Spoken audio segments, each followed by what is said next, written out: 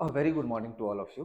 चलो हम लोग स्टार्ट करने जा रहे हैं अपना इस फिजिक्स रिवीजन सीरीज का अगला topic EMI AC and EM wave. मैं हूं आलोक झा। ओके, इस टॉपिक से जो एक्सपेक्टेड नंबर ऑफ क्वेश्चंस है वो 4 है। अपने नीट पॉइंट ऑफ व्यू से मैं बात कर रहा हूँ, ठीक है। सो इम्पॉर्टेंट तो है, टॉपिक भी थोड़ा कॉन्सेप्चुअल है, समझ में आ जाए तो अच्छा रहता है, ठीक है। तो फिर क्वेश्चन ज़्यादा मिस नहीं होते। चलो इसमें हम लोग आगे बढ़ते हैं। तो सबसे पहला हम लोग स्टार्ट कर रहे हैं ईएमआई को। तो ईएमआई का full form electromagnetic induction. Induction माने क्या? What is induction? इंडक्शन को पहले समझो। तो इंडक्शन मतलब होता है इंड्यूस होना। इंडक्शन मतलब इंड्यूस होना, कोई ना कोई चीज इंड्यूस हो रहा है। तो किस में इंड्यूस हो रहा है? तो किसी एक कंडक्टिंग लूप में। किसी एक कंडक्टिंग लूप, कोई एक मान लो कंडक्टर का बना हुआ, कोई एक कंडक्टर लाइक कॉपर ही मान लो, कॉपर के वायर का बना हुआ एक लूप है, उसको हम लोग कंडक्टिंग लूप कहेंगे। तो ऐसा एक लूप है, उसमें इंड्यूस होगा। क्या इंड्यूस होगा? तो इलेक्ट्रिसिटी इंड्यूस होगा। इलेक्ट्रो, इलेक्ट्रो मतलब हो गया इलेक्ट्रिसिटी। तो electricity will induce in a conducting loop. कैसे इंड्यूस होगा? तो थ्रू मैग्नेटिक चेंजेज। तो थ्रू मैग्नेटिक चेंजेज मतलब through the change of magnetic flux. तो मैग्नेटिक फ्लक्स के चेंज होने से किसी एक कंडक्टिंग लूप में क्या इंड्यूस होगा? इलेक्ट्रिसिटी। इसी प्रोसेस को कहते हैं हम लोग इलेक्ट्रोमैग्नेटिक इंडक्शन। क्लियर हो गया बात? ओके। अब हम लोग सबसे पहला टॉपिक पे बात करेंगे कि जो चेंज होगा, तो चेंज कौन होगा? Magnetic flux. So let's talk about the magnetic flux. ठीक है। तो मैग्नेटिक फ्लक्स जिसको हम लोग फाई से लिखते हैं, तो मैग्नेटिक फ्लक्स मतलब क्या हो गया? तो number of magnetic field lines. Number of magnetic field lines, यही है। तो किसी एक कंडक्टिंग लूप में जितना लाइंस पास कर रहा है उसी को तुम लोग फ्लक्स कहते हैं, ठीक है। कैसे निकालते हैं? तो जस्ट लाइक इलेक्ट्रिक फ्लक्स। तो इसका मतलब इसका इक्वेशन क्या बनेगा? तो phi is equals to B A cos theta. आप इसी को बी डॉट ए भी कह सकते हो, है ना। बी डॉट ए भी लिख सकते हो, बाकी बी ए कॉस थीटा तो काफी है। ओके, क्या है ये सब? तो बी स्टैंड्स फॉर डेफिनेटली क्या बोलो? Magnetic field. A stands for area of the loop. समझ में आ रहा है ना? B magnetic field, A area of the loop, and theta, theta is the angle between magnetic field and area vector. Area vector ध्यान से समझो पहले। सपोज कर लो कि मैग्नेटिक फील्ड तुम्हारा इधर है, ठीक है, और लूप तुम्हारा कुछ ऐसा है। तो लूप अगर ऐसा है तो इसका एरिया वेक्टर किधर होगा? तुम लोग सोच करके बताओ। तो एरिया वेक्टर बोल रहा हूं, तो वेक्टर का डायरेक्शन हमेशा ही प्लेन पर, क्योंकि इसका प्लेन ऐसा हुआ, तो इस प्लेन पर परपेंडिकुलर यानी कहीं इधर है। This is the area. So what is the angle? तो एंगल इज 90। तो क्या ये मैग्नेटिक फील्ड लाइन इस लूप से पास कर रहा है? तो आंसर इज नो। क्यों नहीं कर रहा? क्योंकि उसके पैरेलल निकल रहा है। और यही आंसर इस मैथमेटिक्स से भी आएगा। तो थीटा अगर 90 है तो बी ए कॉस 90 मतलब आंसर इज व्हाट? 0। समझ में आ गया? तो फ्लक्स निकालने का सिंपल सा मेथड है बी ए कॉस थीटा। एक मैग्नेटिक फील्ड होना चाहिए, उसमें एक कंडक्टिंग लूप होना चाहिए, कंडक्टिंग लूप का तुम एरिया निकाल दो, और फिर थीटा ले लो जो कि लूप का एरिया वेक्टर और मैग्नेटिक फील्ड के बीच का बना हुआ एंगल है। हो जाएगा। ओके। अब इसका यूनिट कैसा होता है? तो मैग्नेटिक फ्लक्स का जो यूनिट होगा ये समझो। इसके यूनिट को हम लोग कहते हैं वेबर। ठीक है, क्या बोलते हैं बोलो? वेबर। ओके। इसी को जैसे मैग्नेटिक फील्ड का यूनिट क्या होता है? टेस्ला। एरिया का यूनिट क्या होता है? Metre square. तो ये जो वेबर है, तो ये 1 weber equals to 1 tesla into metre square भी लिख सकते हैं। अच्छा, एक वर्ड आता है वो भी आप समझ लो। तो एक वर्ड आता है उसको कहते हैं हम लोग फ्लक्स डेंसिटी। क्या बोलते हैं उसको बोलो? Flux, flux density, magnetic flux density. तो ऐसा लगता है जैसे flux density flux per unit volume, नहीं है ये। फ्लक्स डेंसिटी कहने का मतलब होता है flux per unit area. Flux per unit area. तो ये वाले वर्ड से आप कंफ्यूज मत हो। फ्लक्स डेंसिटी कहने का सीधा सीधा सा मतलब है मैग्नेटिक फील्ड। समझ में आ रहा है? Magnetic field. फ्लक्स डेंसिटी मतलब फ्लक्स पर यूनिट एरिया। तो flux per unit area is known as magnetic field. बहुत बार उसका मन होता है ऐसे कि हम मैग्नेटिक फील्ड ना बोल करके फ्लक्स डेंसिटी बोल दें, तो वो ऐसे करके ये वर्ड को यूज कर देता है। तो फ्लक्स डेंसिटी बोल के कंफ्यूज करेगा और फिर बोलेगा इसका यूनिट क्या हो गया? Weber per metre square. तो weber per metre square is same as tesla. Clear हो गया? तो मैग्नेटिक फ्लक्स निकल जाएगा। चलो बहुत बढ़िया। अब हम लोगों को समझना है कि ये जो फ्लक्स है वो किसी कंडक्टिंग लूप से लिंक्ड है, किसी एक कंडक्टिंग लूप से वो पास कर रहा है। तो मान ले कि यही एक लूप है, ऐसा ये एक लूप है, इससे जो ये मैग्नेटिक फील्ड लाइंस जो इससे पास कर रहा है, पास करना चाहिए, समझ में आ रहा है ना। तो ये जो मैग्नेटिक फील्ड लाइंस इससे जो पास कर रहा है, अगर उसमें चेंजिंग आए, तो अगर ये मैग्नेटिक फ्लक्स चेंज होता है, तो ये जो अपना लूप है, समझना ध्यान से, ये अपना कंडक्टिंग लूप है, इस लूप में ऑटोमेटिकली एक करंट डेवलप कर जाता है, उसमें करंट डेवलप करता है। मतलब इस लूप में जो इलेक्ट्रॉन्स है ना, कंडक्टिंग है ना, तो उसमें फ्री इलेक्ट्रॉन्स होगा, वो फ्री इलेक्ट्रॉन्स एक डायरेक्शन में मूव करने लगता है। तो इलेक्ट्रॉन्स का मूवमेंट मतलब चार्ज का मूवमेंट, और चार्ज का मूवमेंट हुआ तो मतलब उसमें क्या हो गया, करंट हो गया। करंट होने का मतलब सीधा सीधा सा बात है कि इस लूप में हमने कोई बैटरी नहीं लगाया, समझ आ रहा है, लेकिन अपने आप इस मैग्नेटिक फ्लक्स के जरिए इसमें एक बैटरी इंड्यूस हो रहा है, इनविजिबल बैटरी, और वो इनविजिबल बैटरी के वजह से इसमें करंट आ रहा है। बात क्लियर है ना। तो हम लोग चेंज किसको कर रहे हैं, मैग्नेटिक फ्लक्स को। किससे ये लिंक्ड है, एक कंडक्टिंग लूप से। ऐसा करने पर क्या होता है, तो कंडक्टिंग लूप में एक करंट प्रोड्यूस होता है। करंट प्रोड्यूस होने का मतलब उस लूप में एक इनविजिबल बैटरी बन जाता है। इनविजिबल बैटरी को जो वोल्टेज होता है उसको हम लोग कहते हैं ईएमएफ। मतलब ओवरऑल अगर बात करूं तो फ्लक्स को चेंज करने से इसमें एक ईएमएफ इंड्यूस होता है। मेरी बात समझ में आया। फ्लक्स को जब भी हम लोग चेंज करेंगे तो इससे एक ईएमएफ इंड्यूस हो जाएगा। क्लियर हुआ बात। ओके।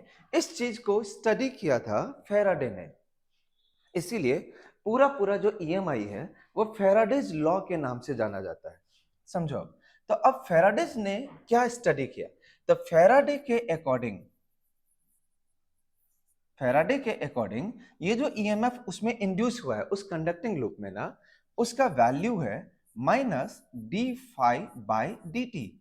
मतलब जिस रेट से ये मैग्नेटिक फ्लक्स यानी मैग्नेटिक फील्ड लाइंस वो फ्लक्स चेंज करेगा, उसी के अकॉर्डिंगली उसमें ईएमएफ इंड्यूस होगा। मतलब अगर मान लो मैग्नेटिक फ्लक्स को हाइयर रेट से अगर तुम चेंज करते हो तो ज्यादा ईएमएफ इंड्यूस होगा। मॉड वाइज अगर मैं बात करूं तो ईएमएफ का जो मॉड होगा that is equals to what, d phi by D t. Clear है। एवरेज वैल्यू भी हम लोग लिख सकते हैं, अभी उतना जरूरी नहीं है, फिलहाल ऐसे करके ही समझो। तो ये रेट ऑफ चेंज हुआ ना, तो ये रेट ऑफ चेंज, तो जिस रेट से ये फ्लक्स चेंज होगा उस लूप के थ्रू, उसी के अकॉर्डिंगली उस लूप में क्या इंड्यूस हो जाएगा, ईएमएफ। ईएमएफ इंड्यूस होगा मतलब करंट आएगा, करंट इंड्यूस होगा मतलब उसमें चार्ज रिवॉल्व करेगा, मतलब चार्ज मूव करेगा, तो मतलब चार्ज इंड्यूस कर रहा है। समझ में आया। चलो ये तो बात समझ में आ गया कि फैराडे ने क्या समझा। तो जो समझा अगर हम लोग इसको मैथमेटिकली अप्लाई करें, मैथमेटिकली, तो ऐसे करके समझो कि जस्ट एक एग्जांपल लिख रहा हूं कि फ्लक्स का वैल्यू उसने दे दिया T square minus 3t plus 5। मान लो कि ये वैल्यू दिया है और उसने हमसे पूछा कि बताओ कि t इक्वल्स टू 1 सेकेंड पर इसमें ईएमएफ कितना इंड्यूस हुआ। अगर ये फ्लक्स कहीं पर चेंज हो रहा है तो किसी एक कंडक्टिंग लूप के थ्रू ये चेंज हो रहा है, तो उस कंडक्टिंग लूप में 1 सेकेंड पर कितना ईएमएफ इंड्यूस हुआ, ये क्वेश्चन है। तो हम लोग कैसे करेंगे, तो फ्लक्स तो चेंज हो रहा है, दिख रहा है टाइम के साथ बदल रहा है, तो कितना, तो ई इक्वल्स टू क्या होता है बताओ, minus D five by D T. तो क्या हम लोग इसको डिफ्रेंशिएट कर सकते हैं, इजी है। तो माइनस रहा, इसको डिफ्रेंशिएट करेंगे, टी स्क्वायर का बनेगा 2t माइनस 3t का बन गया -3। ठीक है, ये हो गया ईएमएफ इंड्यूस का इक्वेशन। अभी कितना टाइम पर पूछ रहा है वो, ये देखो 1 सेकेंड पर, तो 1 यहां पर रख दो टी के जगह पर, hence e at t equals to 1 equal to, तो टी की जगह 1 रखने पर 2 1 जा 2 -3 यानी -1 इंटू माइनस, यानी ये कितना हो जाएगा, तो 1 वोल्ट। तो यानी उसमें 1 वोल्ट इंड्यूस कर जाएगा कितना सेकंड पर, 1 सेकंड पर। टाइम को अगर चेंज करेंगे तो जैसे मान लो कि अगर वो 2 सेकंड पे पूछा तो 2 सेकंड यहाँ पे 2 रख दो, तो 2 रखोगे तो 2 2 जा 4 -3 ऐसा कुछ बन जाएगा। मान लो उसने पूछा 5 सेकंड पर कितना इंड्यूस होगा, तो 5 रखो, 2 5 जा 10 -3। तो ऐसे वैल्यूज बदल सकते हैं टाइम के साथ कि कितना उसमें ईएमएफ इंड्यूस हो रहा है, क्यों, क्योंकि फ्लक्स भी बदल रहा है। ओके, बात समझ में आ गया। अच्छा, इसी सेम चीज को एक और एग्जांपल से समझते हैं। देखो, क्या हम लोग ऐसे करके सोच सकते हैं कि अपने पास में एक फ्लक्स और टाइम का ग्राफ दिया हुआ है, फ्लक्स वर्सेस टाइम का एक ग्राफ दिया हुआ है, और वो ग्राफ जो है वो कुछ ऐसा है। ठीक है, इसका क्या मतलब है कि फ्लक्स जो है वो टाइम के साथ लीनियरली इंक्रीज कर रहा है। कैसा है ये? लीनियर ग्राफ है, स्ट्रेट लाइन है। तो ईएमएफ को क्या समझेंगे हम लोग? तो EMF equals to minus times d five by D t को हम लोग क्या बोल सकते हैं? स्लोप बोल सकते हैं ना। किस ग्राफ का स्लोप? यही फाइव टी ग्राफ का स्लोप। तो अगर मान लो उसने यहाँ पर कुछ भी ऐसे वैल्यूज दे रखा है, जैसे यहाँ 10 है, यहाँ पर मान लेते हैं कि ये 2 है, तो क्या बोलोगे कितना ईएमएफ इसमें इंड्यूस हुआ? तो यहाँ पर माइनस टाइम्स स्लोप के जगह पर ये देखो, ये वैल्यू कितना हो गया 10, और ये वैल्यू कितना हो गया 2। सो 10/2, तो इसका स्लोप निकल जाएगा ना, तो यानी कितना हो गया 5। तो ये -5 वोल्ट। अगर मॉड्यूलस साइन के साथ बात करेंगे तो सिर्फ 5 बोलेंगे। अगर वो हमें ये 5T ग्राफ दे दे और इसके करस्पॉन्डिंग हमें अगर वो बोलता है कि ये जो ईएमएफ का ग्राफ बनेगा वो ड्रॉ करो, तो बताओ कैसा ड्रॉ करोगे? तुम लोग सोच करके बताओ। तो ये अगर एक स्ट्रेट लाइन है तो इसका स्लोप होगा कांस्टेंट, तो ये स्लोप हो गया कांस्टेंट, उसके साथ हमें माइनस साइन, तो देखो इसका स्लोप है पॉजिटिव, तो EMF will B minus of positive, तो यानी ईएमएफ विल बी नेगेटिव। तो ईएमएफ को हम लोग कैसा बनाएंगे? कुछ ऐसा। क्लियर हुआ? कितना वैल्यू आया? तो ये आ गया -5। ठीक है, चलो इसी पर बेस्ड एक तुम लोगों के लिए होमवर्क क्वेश्चन में छोड़ रहा हूं, तुम लोग अटेम्प्ट करके देखोगे। तो यहां पर मान लेते हैं 5 है, यहां पर t है, खुद से सॉल्व करना। ये ऐसा है और ये ऐसा है। सपोज कर लेते हैं ये वाला जो वैल्यू है वो 20 वेबर है, और ये वाला जो टाइम है ये है कुछ 5, और ये है 10। ठीक है, हमें उसने बोला है कि इसके करस्पॉन्डिंग आपको ईएमएफ वर्सेस टाइम ग्राफ को ड्रॉ करना है। क्या ड्रॉ कर पाओगे? कोशिश करो। ठीक है, अब चलो कैसे ड्रॉ करोगे? यहां पर ये वाला देखो, तो इस लाइन का स्लोप पॉजिटिव है ना। कितना है इसका स्लोप बोल तो देख करके। तो स्लोप इक्वल्स टू ये वाला वैल्यू कितना हो गया 20, ये वाला वैल्यू 5, यानी स्लोप हो गया 4।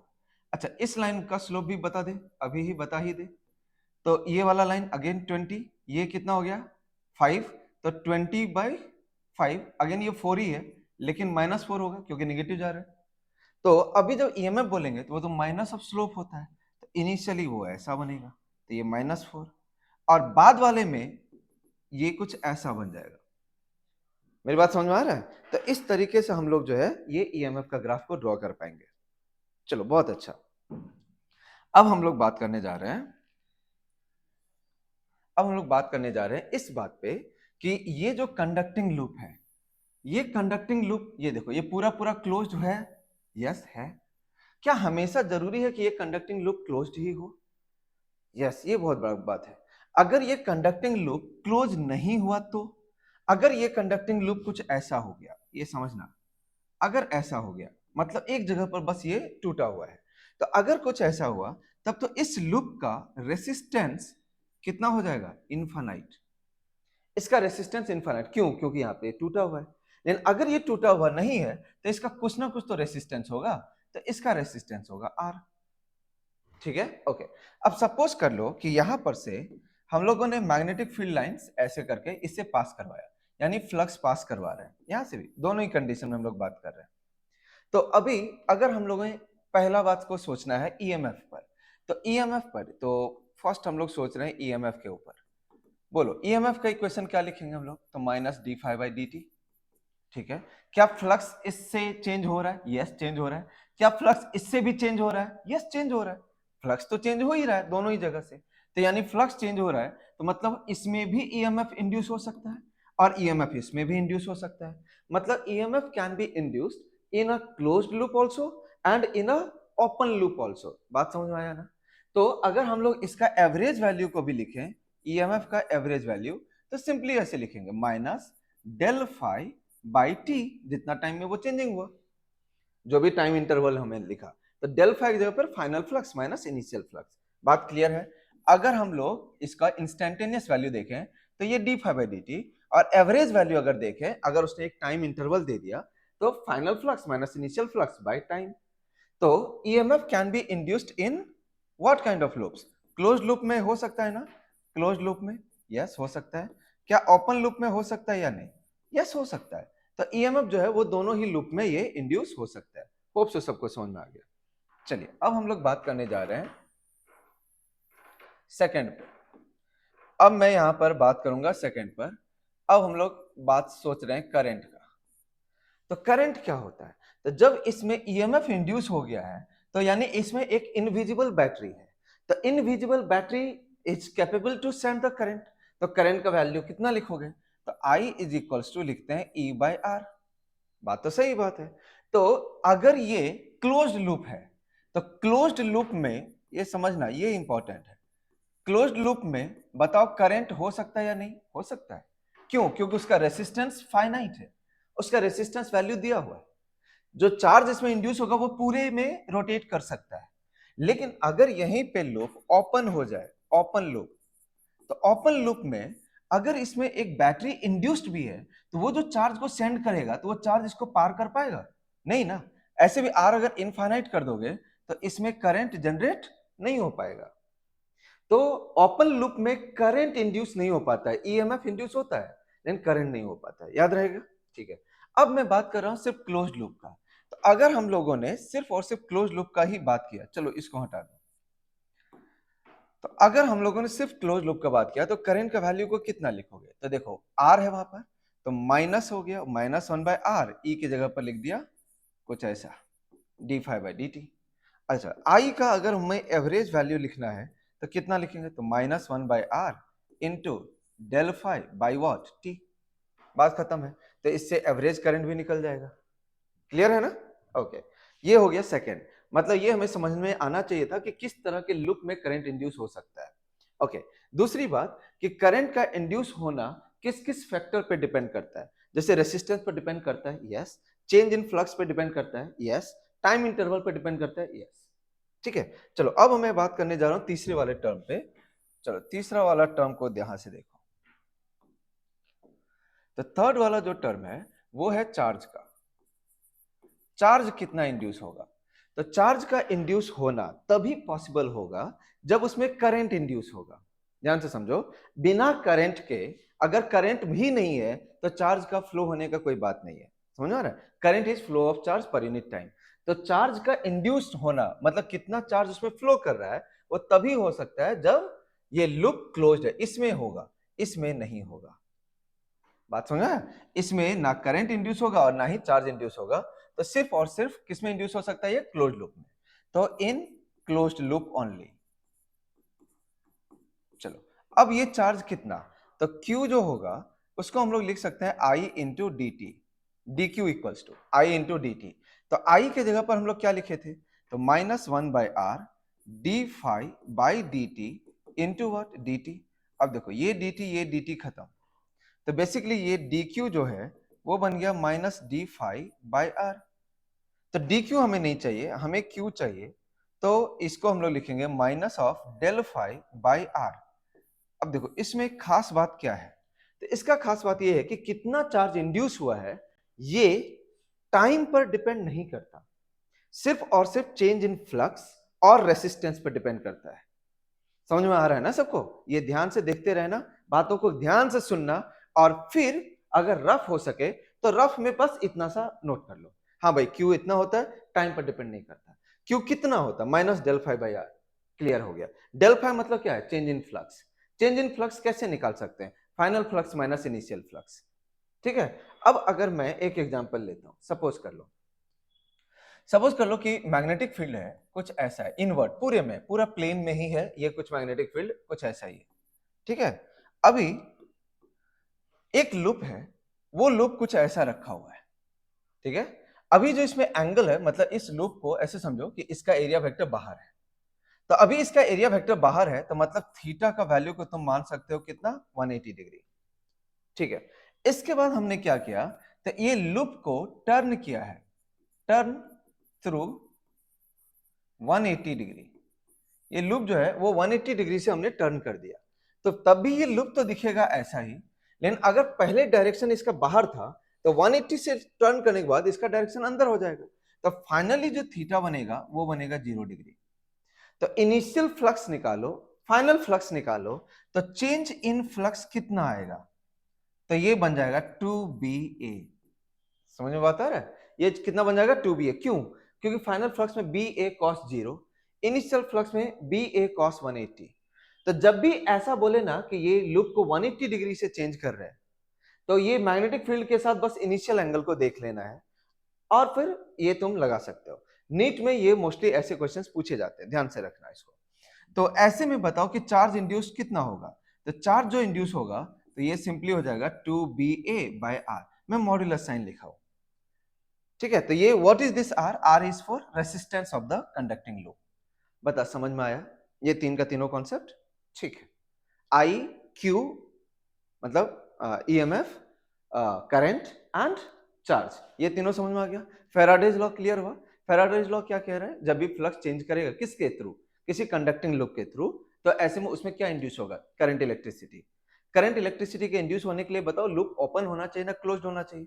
क्लोज्ड होना चाहिए। अगर ओपन लूप हुआ तो ईएमएफ इंड्यूस होगा या नहीं होगा? होगा। लेकिन ओपन लूप में करंट इंड्यूस नहीं होगा, चार्ज इंड्यूस नहीं होगा। चलिए अब हम लोग आगे बढ़ते हैं, नेक्स्ट पे चलते हैं और हम लोग अब मूव करने जा रहे हैं लेंस लॉ पे। समझिएगा ये लेंस लॉ क्या है। तो फैराडे का जो दिया हुआ लॉ था ना, E equals to minus d∅dt, ठीक है, वो मैथमेटिकली प्रूव्ड है, एक्सपेरिमेंटली प्रूव्ड है, बट लॉजिकली जो है उसे एक्सप्लेन नहीं हो पाया। किन से एक्सप्लेन नहीं हो पाया? फैराडे से, लॉजिकली। तो क्या एक्सप्लेन नहीं हो पाया?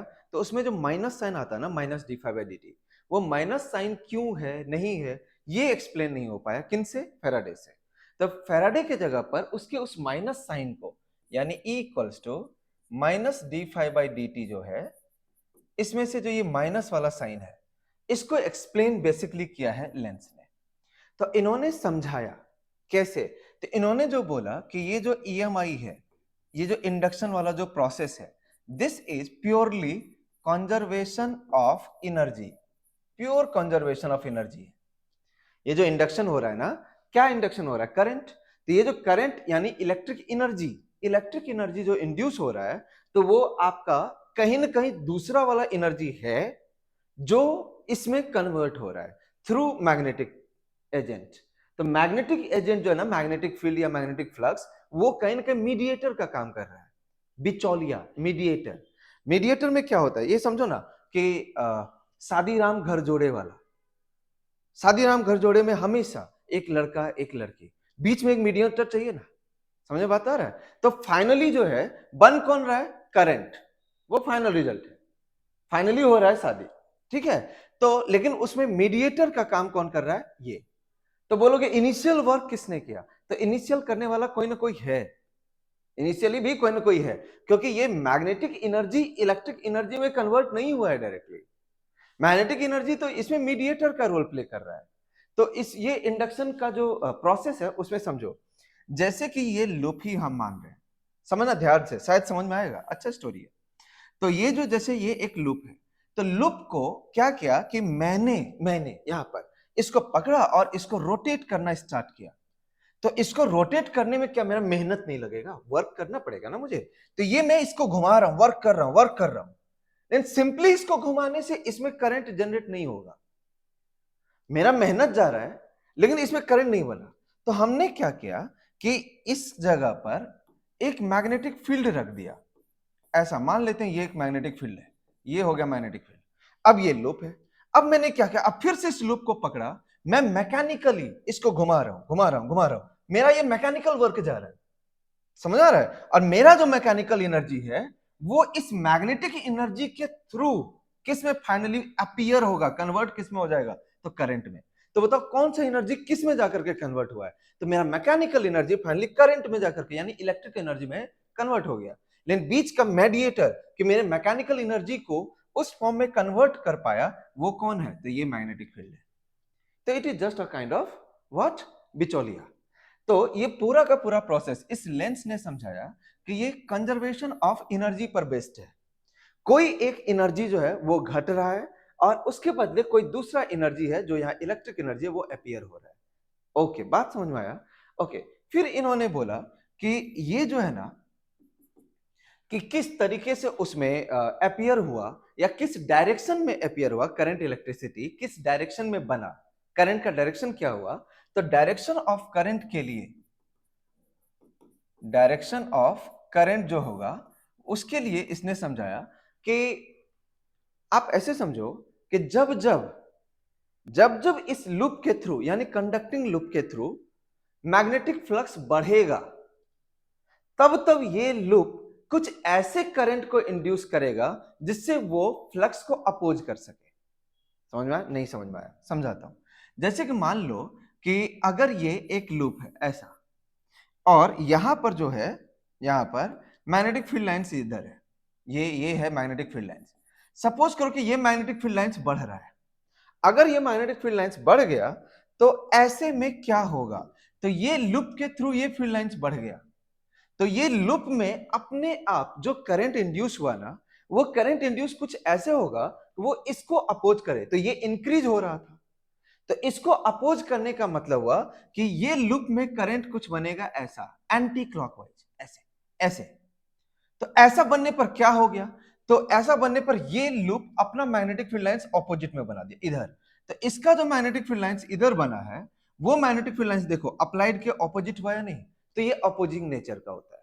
तो डायरेक्शन ऑफ करंट को निकालने के लिए हमेशा जिस नेचर की जरूरत है वो है ऑपोजिंग नेचर। तो current will induce in such a way that it can oppose the change in magnetic flux. मेरी बात याद रहेगा, current will induce in such a way that it can oppose the change in flux. अगर यहीं पर ये magnetic field घट रहा होता तो करंट कुछ ऐसे इंड्यूस होता कि वो करंट के वजह से इसका मैग्नेटिक फ्लक्स को सपोर्ट मिले। इंक्रीज हो रहा है तो अपोज, और डिक्रीज हो रहा है तो सपोर्ट। इसी को कहते हैं अपोजिंग कैरेक्टर या अपोजिंग नेचर। ठीक है, बात समझ में आया? कुछ एग्जांपल्स के थ्रू समझो। मैं एक एग्जांपल ऐसा सिंपल सा एग्जांपल का बात कर रहा हूं। सपोज कर लो कि ये एक बाउंड्री है, और इस बाउंड्री के जो राइट साइड में है वो यहां पर मैग्नेटिक फील्ड लाइंस है। ठीक है, अभी हम लोग जो है एक लूप ले रहे हैं, एक लूप ये रहा, ये लूप को हम लोग इसमें ऐसे करके मूव करवा रहे हैं, धीरे धीरे अंदर लेके जा रहे हैं। तो जब इसको धीरे धीरे अंदर की तरफ लेकर के जाएंगे, बताओ अभी कितने रीजन से फ्लक्स लाइंस पास कर रहा है, कितने रीजन से? तो वो रीजन हुआ ये इतना रीजन है। जब हम लोग इसको और थोड़ा अंदर ले जाएंगे तो ये जितना रीजन से पास करेगा वो रीजन बड़ा हो जाएगा। तो बड़ा हो जाएगा तो मतलब ज्यादा लाइंस पास करेगा। तो यानी बताओ इससे फ्लक्स लाइंस बढ़ गया ना। तो अगर इससे फ्लक्स लाइंस बढ़ गया तब हमें क्या सोचना है कि इसमें करंट कैसे इंड्यूस होगा। तो क्या वो current in magnetic field lines को सपोर्ट करेगा या उसके ऑपोजिट में आएगा अपोज करने के लिए? तो अपोज करेगा। तो कैसे करके होगा तुम लोग बताओ, क्लॉकवाइज होगा ना एंटी क्लॉकवाइज होगा? आंसर सोच लिया ना? यस, एंटी क्लॉकवाइज होगा। क्यों एंटी क्लॉकवाइज होगा? क्योंकि एंटी क्लॉकवाइज बनने से इसका फ्लक्स लाइंस बाहर बनेगा, इसका जो फील्ड लाइंस है वो बाहर बनेगा, और अप्लाइड लाइंस किधर है? अंदर है। तो दोनों एक दूसरे के ऑपोजिट हो गए। ठीक है, चलिए फिर से और एग्जांपल्स के थ्रू हम लोग अब समझते हैं। सपोज कर लो अगला एग्जांपल है, ये कुछ ऐसे करके है। ठीक है, ये एक लूप रखा हुआ है। इस लूप के थ्रू हम लोग यहां पर से एक मैग्नेट है, यहाँ नॉर्थ है यहाँ साउथ है, ये मैग्नेट जो है वो कुछ इस तरीके से ये गिर रहा है। तो अब बताओ जैसे जैसे ये मैग्नेट इसके पास आने लगेगा तो यहां से जो इसका मैग्नेटिक फील्ड लाइंस है वो इस लूप के थ्रू बढ़ेगा या घटेगा? सोच करके बता। ऑब्वियस है, सोच लिया तुम लोगों ने। तो इससे भी बढ़ेगा। तो बढ़ेगा तो ये उसको अपोज करेगा। अपोज करने के लिए इसमें कैसा डायरेक्शन ऑफ करंट बनना चाहिए? तो मेरे हिसाब से तो ऐसा बनना चाहिए। क्यों ऐसा बनना चाहिए? ताकि अगर ऐसे करंट बन रहा है तो इसका फील्ड लाइंस ऊपर बनेगा, ये ऊपर बनेगा तो ये उसको अपोज करेगा। क्यों? क्योंकि वो पास आ रहा था, यहां से फ्लक्स लाइंस बढ़ रहा था। समझ में आया बात? ओके। अगर मान ले कि यही जो है साउथ नॉर्थ, ये कहीं इधर पे पास कर गया, तो यहाँ नॉर्थ है यहाँ साउथ है, सपोज कर लो। अब वो वहां नहीं है, नेक्स्ट एग्जांपल पे ऐसे सोच रहे हैं। ठीक है, तो अभी जब ये पास करेगा ऐसे करके, एक्चुअली फिर से बना लेते हैं, ये रहे। तो अब जब ये दूर जा रहा है, अब देखो इसका तो मैग्नेटिक फील्ड लाइंस ऐसा है। तो अब बताओ कि जब ये दूर जाएगा तो इससे जो लिंक्ड फील्ड लाइंस है, लिंक्ड फ्लक्स लाइंस है, वो बढ़ेगा या घटेगा? तो जब ये दूर जाएगा तो घटेगा। तो घटेगा तो ये क्या करेगा? तो ये इसको सपोर्ट करेगा। सपोर्ट करने के लिए उसी डायरेक्शन में फील्ड लाइंस बनाएगा। उसके लिए इसमें करंट कैसा होना चाहिए? तो करंट इसमें इस बार भी कुछ ऐसा ही होना चाहिए। क्यों ऐसा होना चाहिए? नहीं, सॉरी सॉरी सॉरी सॉरी, ये कुछ ऐसा होना चाहिए ताकि ये सपोर्ट कर सके। यस, तो इसमें करंट इस बार ऐसे बनेगा, तो इसमें अगर करंट ऐसे बनेगा तो ये फिर इसको सपोर्ट कर पाएगा, तो इस बार इसमें करंट कुछ ऐसा बनेगा। तो अपने एग्जाम में इस पर कैसे कैसे क्वेश्चंस पूछे जा सकते हैं, समझो। अब ये जो अभी मैंने एग्जांपल दिया, ये समझ सबको समझ में आ गया ना, ये कैसे सपोर्ट कर दिया। यस, तो इस पर अब बेस्ट एक एग्जांपल मैं बात कर रहा हूं। उसने बोला सपोज कर लो कि ये एक कॉइल है, यहां पर एक मैग्नेट है छोटा सा, वो जो है इसके थ्रू ऐसे करके क्रॉस कर गया। तो अगर क्रॉस कर गया तो बताओ इस प्रोसेस में इसमें जो करंट इंड्यूस हुआ, क्या उसका डायरेक्शन चेंज हुआ या direction of current remained same? तो यहां पर देखो, जब ये ऊपर से आ रहा था तो इसमें डायरेक्शन ऑफ करंट था एंटी क्लॉकवाइज, समझा था ना। और जब यही मैग्नेट पास कर गया तब इसी में डायरेक्शन ऑफ करंट हो गया क्लॉकवाइज, तो मतलब direction of current has changed. तो अगर हमने इस तरह का अगर पूछे तो हमें इंश्योर कर लेना है कि direction of current has changed. अगर हम लोगों को कभी ग्राफ भी दे दिया जाए तो ये ग्राफ कुछ ऐसा बनना चाहिए, यहाँ पर चेंज होना चाहिए। ये देखो, जब तक ये ऊपर था तो ये ऐसा वाला ग्राफ, जब ये नीचे आ गया तो ये देखो नीचे आ गया, क्योंकि डायरेक्शन ऑफ करंट चेंज हो गया। यहाँ पॉजिटिव था, यहाँ नेगेटिव। तो ये वाला जो क्वेश्चन है ये हमारा एग्जैक्टली में ये PYQ ही है। ठीक है, ओके। और भी मैं अभी इस पर कुछ और क्वेश्चंस पर बात करता हूं, ऐसे हंसते खेलते हम लोग देखते हैं कुछ और क्वेश्चंस को। तो सपोज कर लो कि यहां पर एक लूप रखा हुआ है, एक करंट कैरिंग लूप यहां भी है। ठीक है, यहां पर ऐसे करके ये दो लूप हो गया। तो इसमें करंट है I, और ये जो करंट है ना ये टाइम के साथ इंक्रीज हो रहा है। तो बताओ क्या इस लूप में कोई करंट इंड्यूस होगा? तो लेंस के हिसाब से सोचना है तुम्हें कि अगर उसका मैग्नेटिक फील्ड लाइंस इससे लिंक हुआ तो यानी फ्लक्स लाइंस पास करेगा, वो चेंज होगा क्योंकि करंट चेंज हो रहा है। तो करंट चेंज होगा तो इससे भी फ्लक्स लाइंस चेंज होगा, तो इसमें डेफिनेटली इंड्यूस होगा। लेकिन पहले बात तो ये सोचना है कि क्या इस तरीके से रखा हुआ दो लूप जो आसपास है, ये भी ऐसे रखा हुआ है, ये भी ऐसे रखा हुआ है, तो क्या इसके मैग्नेटिक फील्ड लाइंस इससे पास कर रहे हैं? ठीक है, सोचो। तो ये वाला जो करंट है इस पर सोचते हैं जरा, देखो तो यहां का करंट कुछ गया ऐसे, तो यानी इसका फील्ड लाइंस बना बाहर की तरफ। तो यहां पर जो मैग्नेटिक फील्ड लाइंस बाहर जाएगा वही मैग्नेटिक फील्ड लाइंस यहां से बाहर जाने के बाद फिर अंदर भी तो जाएगा। मेरी बात नहीं समझ में आया होगा तुम लोगों को, मैं श्योर हूं। ये देखो, मैं आखिर मैंने ही तो तुम्हें पढ़ाया है ना, साल भर तो जानते ही हो, तो नहीं समझ में आया होगा। देखो, यहां से बीच से लाइंस बाहर गया, तो ये लाइंस बाहर गया, और सोचो तो ये लाइन जब बाहर जाएगा तो क्या टर्न करेगा या नहीं करेगा? तो ऐसे बाहर गया, ये सीधा बाहर ही तो जाता नहीं रहेगा। तो ये तो मैग्नेटिक फील्ड लाइंस और व्हाट, क्लोज लाइंस। तो जो बाहर गया वो ऐसे इधर से टर्न मारेगा, जो ऐसे गया वो उधर से टर्न मारेगा। तो ये बाहर निकल करके कुछ ऐसे टर्न मारा। तो जब ये इस तरीके से टर्न मारा है तो यानी यहां पर कैसा गया? तो यहां पर अगर ये लाइंस बाहर जा रहा है तो इस पॉइंट पर ये लाइंस किधर जा रहा है? अंदर, क्योंकि जो लाइन यहां से बाहर गया वही लाइन यहां पर अंदर गया। सब क्लियर है? यहां पर भी ये अंदर गया, यहां पर भी ये अंदर गया, इधर पर भी अंदर गया। मतलब मिडिल में जो डायरेक्शन है ना मैग्नेटिक फील्ड लाइन का, उसका ऑपोजिट डायरेक्शन होता है उसके चारों तरफ। होप सो बात समझ में आ गया। चलो हाँ सर, अब समझ में आ गया है। चलो अभी अब इस चीज को यहां पर अप्लाई करते हैं। तो ये इसका मैग्नेटिक फील्ड लाइन जो है वो यहां पर अंदर की तरफ जा रहा होगा। अब ये करंट बढ़ रहा है तो ये भी बढ़ रहा है मैग्नेटिक फील्ड लाइन, और ये भी बढ़ रहा है। तो इसका क्या मतलब है? तो ये अगर बढ़ा, ये अगर बढ़ा, तो ये इसके बढ़ने से इस लूप के थ्रू जो इनवर्ड वाला मैग्नेटिक फील्ड लाइन है वो बढ़ रहा है। तो बताओ ये लूप अपोज करेगा? करेगा। तो किधर करेगा? तो उसके लिए इसमें करंट एंटी क्लॉकवाइज या क्लॉकवाइज, सोच करके बता। तुम लोगों से अच्छा खासा उम्मीद है मुझे। यस, सही। ये करंट एंटी क्लॉकवाइज ये इंड्यूस हो जाएगा, ये इंड्यूस्ड है। क्यों एंटी क्लॉकवाइज? क्योंकि एंटी क्लॉकवाइज होगा तो वो अपना मैग्नेटिक फील्ड लाइन किधर बनाएगा? बाहर, जो इसके अपोजिट होगा। ठीक है, चलो बहुत बढ़िया। लास्ट एक एग्जांपल और भी समझो। सपोज कर लो कि यहां पर एक लूप है और यहां पर एक वायर है, ये करंट कैरिंग वायर है आई। यहां एक सिंपली एक लूप रखा हुआ है और ये जो करंट है ना वो टाइम के साथ इंक्रीज हो रहा है, बढ़ रहा है। अब तुम लोग मुझे बताओ कि इस लूप में कोई करंट इंड्यूस होगा या नहीं होगा? होगा तो किधर होगा? चलो फिर से सोचो। तो ये तो एक वायर है, वायर का मैग्नेटिक फील्ड लाइंस जानते हो ना? यस। तो इसका मैग्नेटिक फील्ड लाइंस इधर की तरफ बाहर और इधर की तरफ अंदर होता ही है, इधर इधर। अब इसका मतलब यहां पर भी किधर जा रहा है? बाहर। अब ये करंट बढ़ रहा है तो यानी इसका मैग्नेटिक फील्ड भी तो बढ़ रहा है। मैग्नेटिक फील्ड अगर बाहर की तरफ बढ़ेगा तो इसमें डेफिनेटली एक करंट इंड्यूस होगा। किधर के डायरेक्शन में इंड्यूस होगा बोलो तो? Yes, so that it can oppose it.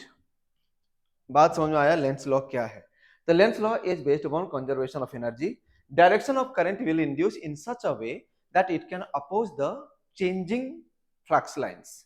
ठीक है, if flux lines will be of increasing nature तो current will induce in such a way so that it can decrease. ठीक, चलिए नेक्स्ट पे अब हम लोग चलते हैं।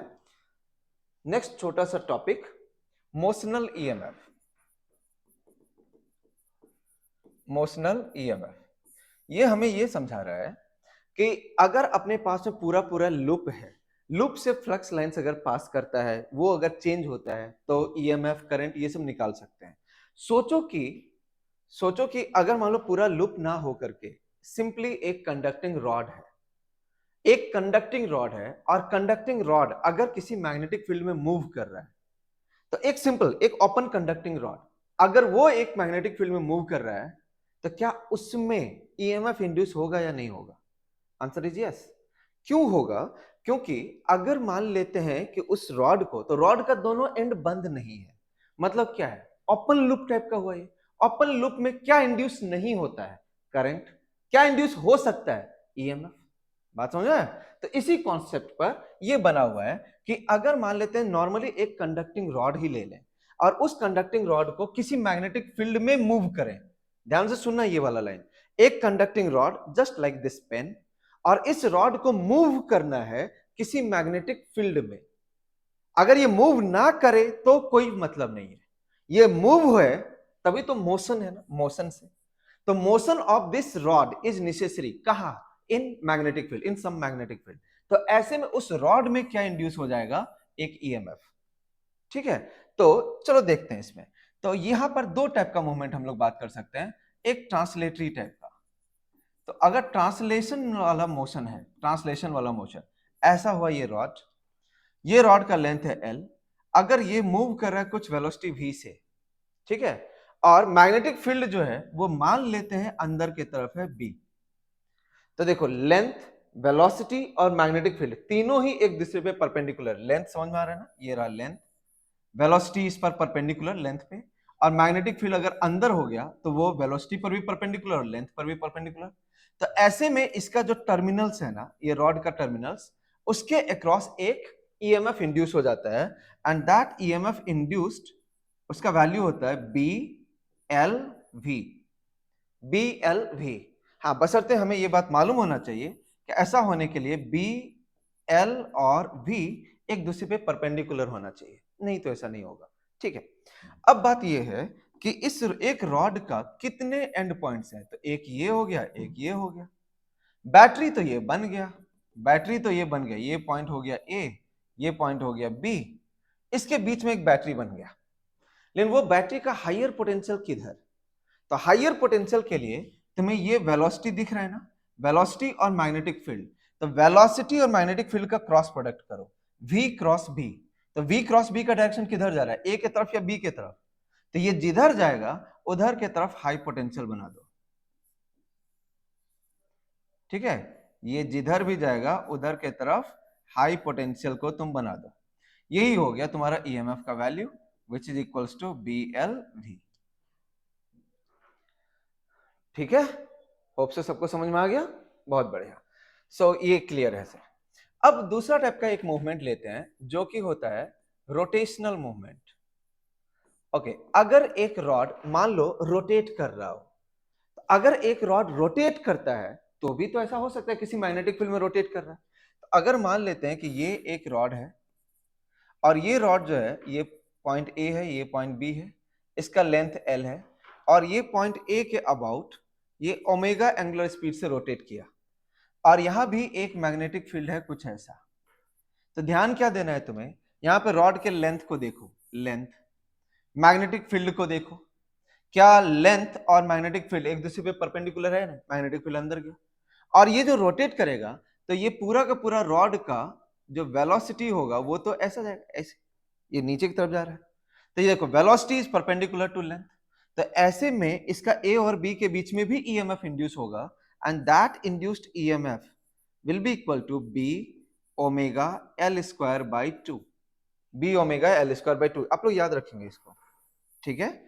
अब B omega L square by 2 ये इंड्यूस हो गया। अब इसमें भी ए और बी है, तो हाइयर पोटेंशियल किधर, तो हाइयर पोटेंशियल के लिए ये समझिएगा सबके सब ध्यान से, ये ए है ये बी है, हाइयर पोटेंशियल के लिए तुम्हें क्या देखा बताया यहाँ पर, तो v क्रॉस बी, तो वेलोसिटी और मैग्नेटिक फील्ड, तो यहां पर भी देखो velocity, velocity linear velocity, omega मत देखो, ये वेलोसिटी किधर है नीचे, और मैग्नेटिक फील्ड किधर है अंदर, तो ये वेलोसिटी क्रॉस मैग्नेटिक फील्ड करो, v क्रॉस बी करो, किधर जा रहा था हम, बाहर की तरफ ना, मतलब बी की तरफ, तो यानी ये इक्विवेलेंटली ऐसा एक बैटरी बन जाएगा, और इसका ईएमएफ का वैल्यू कितना हो गया, B omega L square by 2, याद रहेगा, ठीक है, याद रहेगा सर।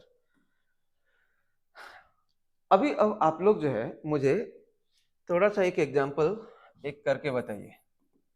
सपोज कर लीजिए कि ये एक रॉड है, और इस रॉड को हमने इस पॉइंट के अबाउट रोटेट किया, ये वाला साइड लेंथ L है, ये वाला साइड लेंथ 2L है, मैग्नेटिक फील्ड जो है वो B है, ठीक है, रोटेशनल स्पीड ओमेगा है।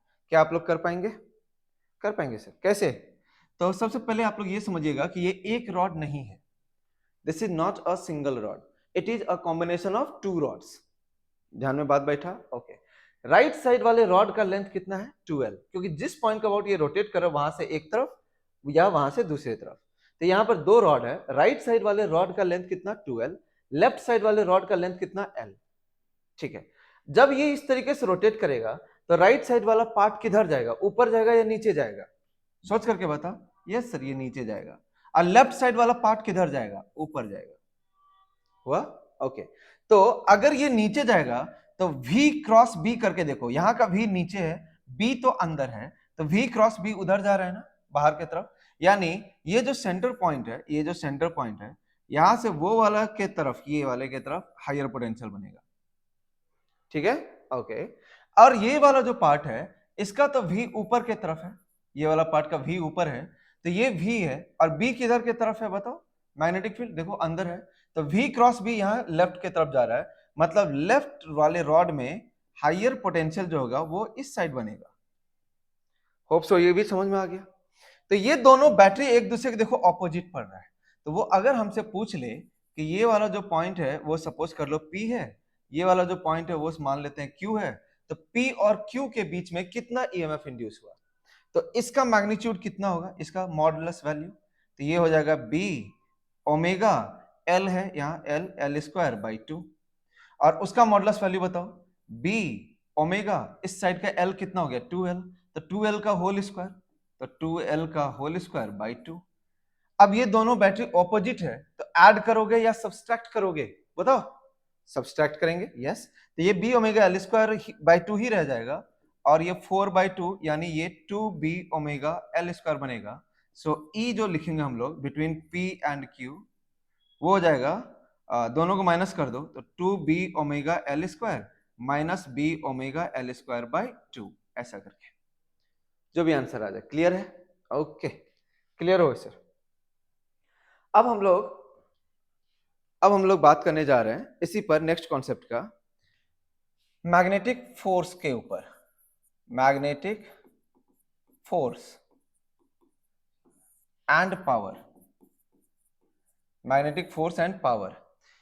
अच्छा ये जो टॉपिक है ये बड़ा ही इंपॉर्टेंट टॉपिक है, ये समझना, ये जो मैंने यहाँ पर टॉपिक लिखा है ये कहीं ना कहीं ब्रेक सिस्टम को बताता है, ब्रेक सिस्टम, मैग्नेटिक ब्रेक को ये इंडिकेट कर रहा है।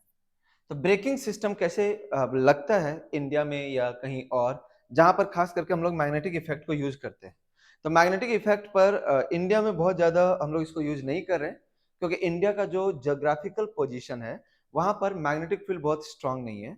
लेकिन जितना भी हम लोग नॉर्थ के तरफ जाते जाएंगे, लाइक जापान की तरफ जाएं या रूस के तरफ चले जाएं, तो उधर पे मैग्नेटिक फील्ड ज्यादा स्ट्रांग है, तो वो लोग मैग्नेटिक ब्रेक का ज्यादा यूज करते हैं। तो हमारे एग्जाम में ये इंपॉर्टेंट है, समझो इसको। इसके अकॉर्डिंगली ये कहना चाह रहा है कि अगर एक रॉड है, ठीक है, एक कंडक्टिंग रॉड है, अगर मान लेते हैं कि इसको हमने v वेलोसिटी से मूव किया, ठीक है, और एक मैग्नेटिक फील्ड है, कुछ ऐसा है, ये रहा मैग्नेटिक फील्ड, तो ऐसे में इसके अक्रॉस क्या बन जाएगा बताओ, एक ईएमएफ। अगर हमने इस रॉड को, ध्यान से देखते रहो, अगर हमने इस रॉड को एक सर्किट का पार्ट मान लिया, एक सर्किट इसको दे दिया, अब मान लेते हो इस सर्किट का, अब यहां पर से तुम्हारा सोचना ज्यादा स्टार्ट होगा। ये देखो, ये एक रॉड हुआ, दिस इज द रॉड, यहां से ये एक सर्किट बन गया, ये एक सर्किट बन गया, अब ये एक क्लोज सर्किट बन गया ना। तो क्लोज सर्किट अगर बन गया तो इसमें अब एक करंट भी बन सकता है, इसमें तो ईएमएफ था ही, तो उस ईएमएफ की वजह से अब इसमें क्या आ जाएगा, करंट। तो अब वो जो करंट होगा वो करंट इसमें फ्लो करने लगेगा।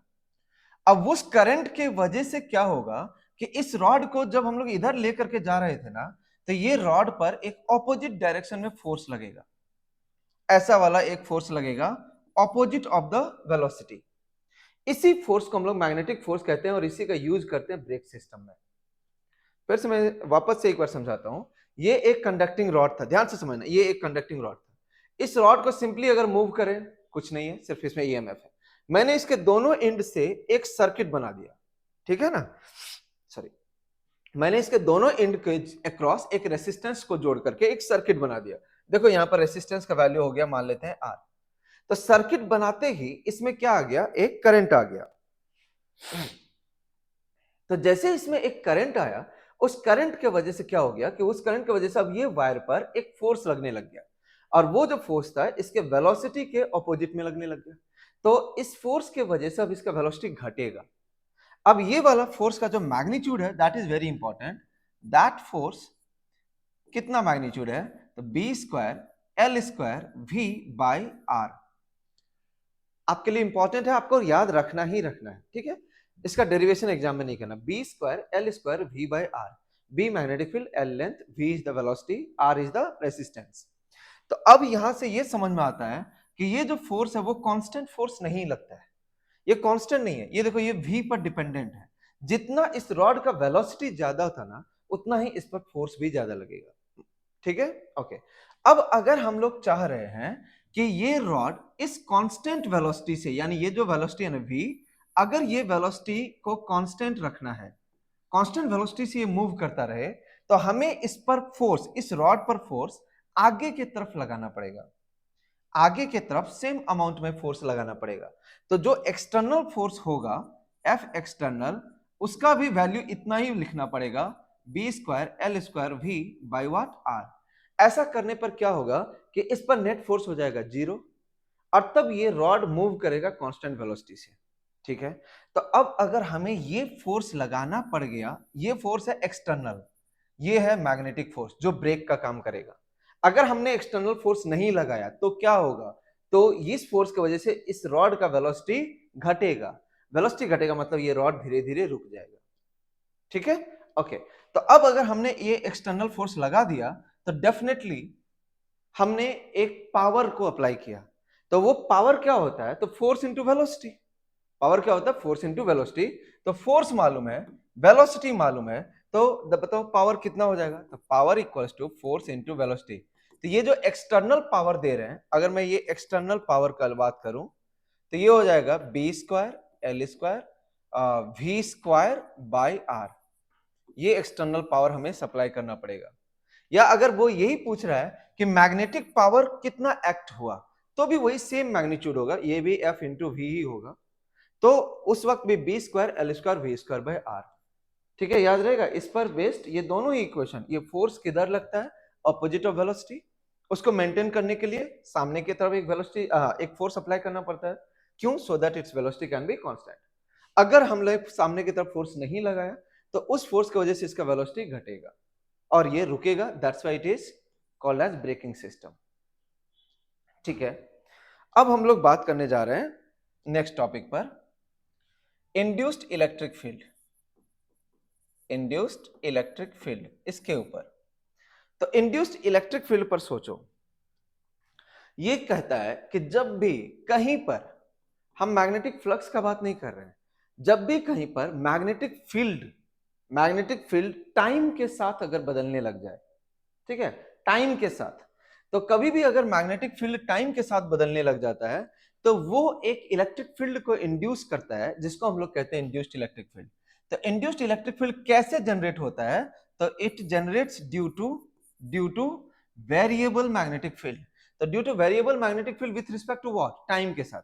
Due to magnetic field due to a magnetic field which varies with time, which is the function of time. A variable magnetic field यानी जो टाइम के साथ बदल रहा होगा, उसके वजह से एक इलेक्ट्रिक फील्ड इंड्यूस होता है, उसको कहते हैं हम लोग इंड्यूस्ड इलेक्ट्रिक फील्ड। डेफिनेशन याद रखना है, ठीक है भाई।